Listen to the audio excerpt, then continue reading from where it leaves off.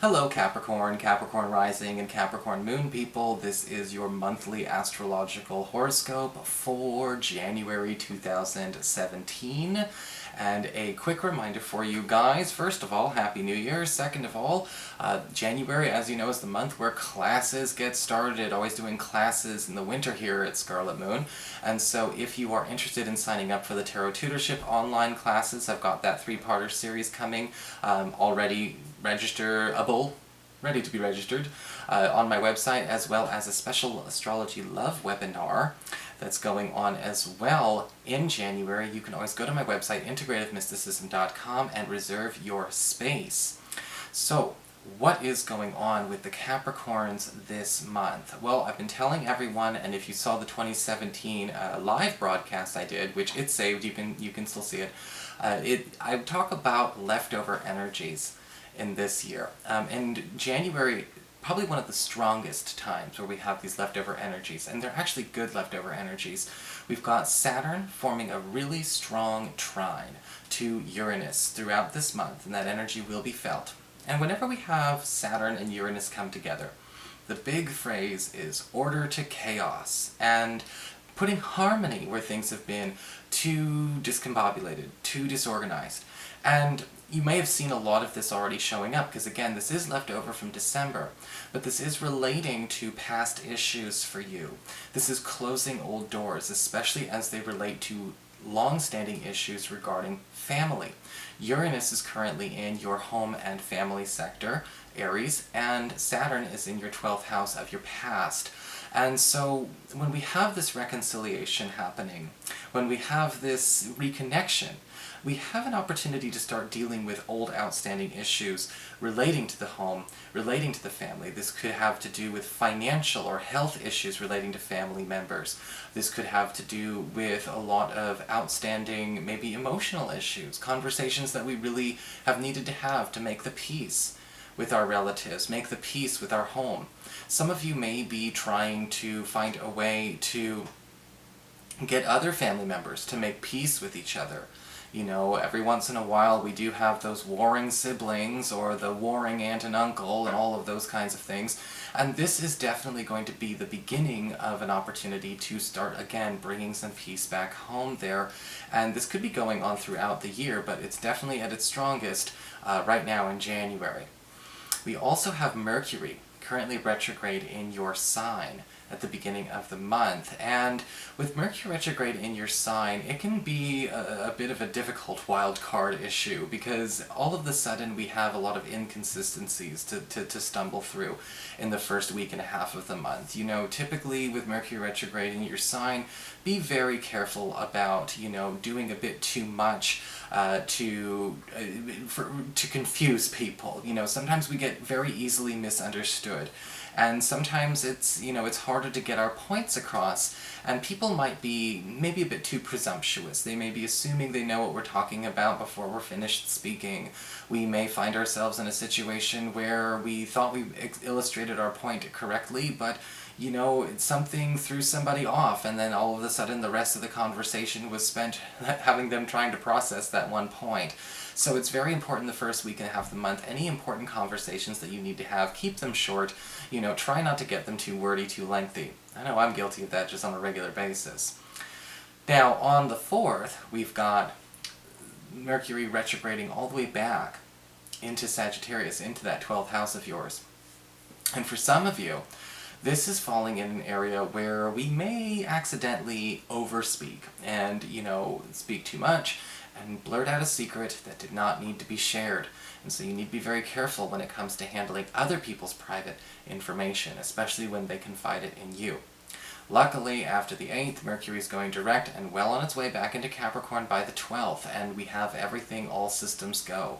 This month is going to be full of the wildcard blessings of Mercury, and that means anything that you need to be speeding up from the 12th on. What do you need to speed up in your life? What is taking too long? What has been dragging its heels? Is it a work project? Is it a health routine? You know, where do we need to start seeing results faster?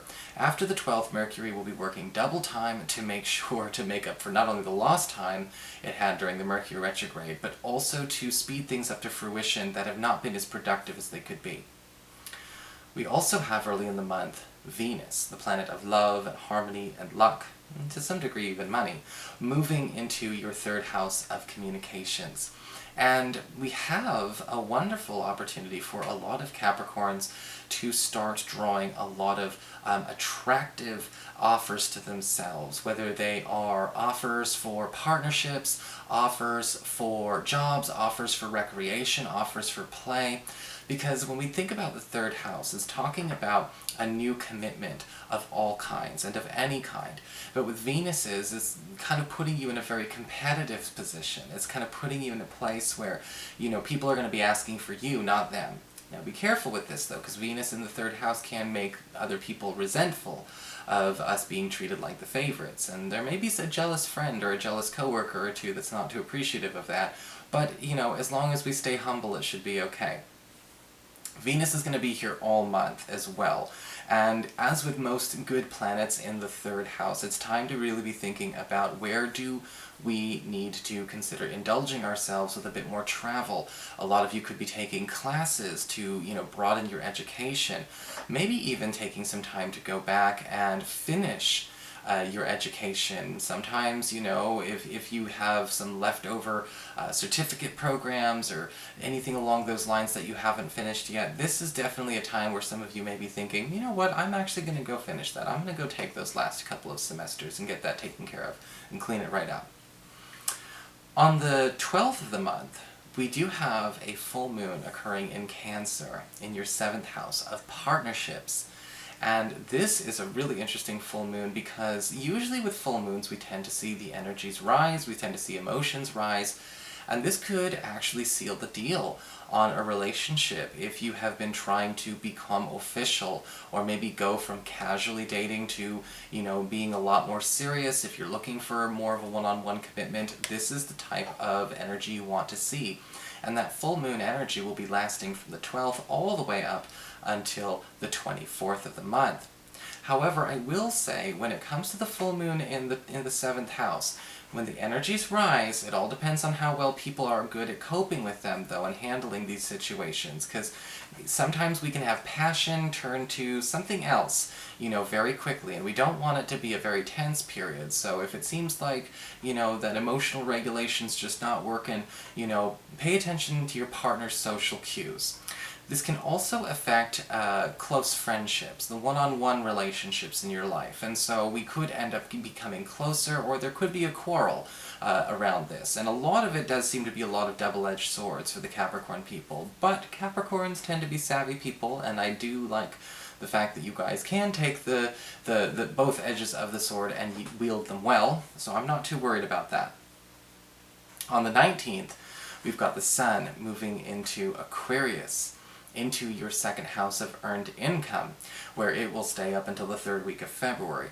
And wherever the Sun goes, we are focusing on not only getting more out of something, but increasing the yield of what it is. So how are we getting more money out of the business that we have? How do we get more money out of the work that we're doing? And almost immediately after, actually not immediately after, but a week after, we've got a new moon in this area, prompting, a lot of Capricorn people to perhaps accept a new job or a new contract or a new work proposal coming your way. This might be a good time to consider asking for a raise or raising your prices for those of you who work for yourselves. And this actually does seem very nice for a lot of you, because with Venus in your 3rd house as well, it seems like people are going to be trying to negotiate more for you anyway. Usually, again, with Venus in the 3rd house and having the Sun in your 2nd house, you tend to see people bending over backwards to keep you. So even if you hadn't planned on leaving your job, perhaps the thought of losing you might get your boss to kick you down a few more favors to keep you good and happy. Finally, at the end of the month, we do have Mars, the planet of action and energy and conviction, moving into your 4th house of home and family. And this is a great time for a lot of you who are looking to purchase a new home to find a good deal. Now, that's only for a few days at the end of January, so it's really more of a February energy, but it starts on the 27th. See, Venus tends to benefit the seller, and Mars tends to benefit the buyer. And so a lot of you Capricorn people who are in the market to buy may actually find yourself in a very good position to negotiate the price that you want for the house that you want. But also with Mars in the 4th house, it's actually a good time to start finding opportunities to bring more activity into the home if you've been feeling like, your home has maybe been without some friendly energy, some friendly interactions every once in a while. Our home does need to breathe. Our home does need to have chi flowing through it as well. I will say, though, when it comes to Mars in the 4th house, it can create some tension. Again, double-edged swords for you Capricorns this month, it seems. But with Mars in there, I don't think it's going to be too bad. Just make sure, again, that if we do have to have any tense conversations with relatives or with neighbors and things like that, that we keep things civil, and that we make sure not to, let anyone, get too bound up in, in any of the hostilities there. There doesn't have to be a fight just because Mars is there. And don't none of you Capricorns out there use it as an excuse to go pick one. So that is your forecast. I hope you enjoyed it. If you did, please like, share, and subscribe. I appreciate it. And of course, if you'd like to get a session, you can always follow the links below, or go to integrativemysticism.com.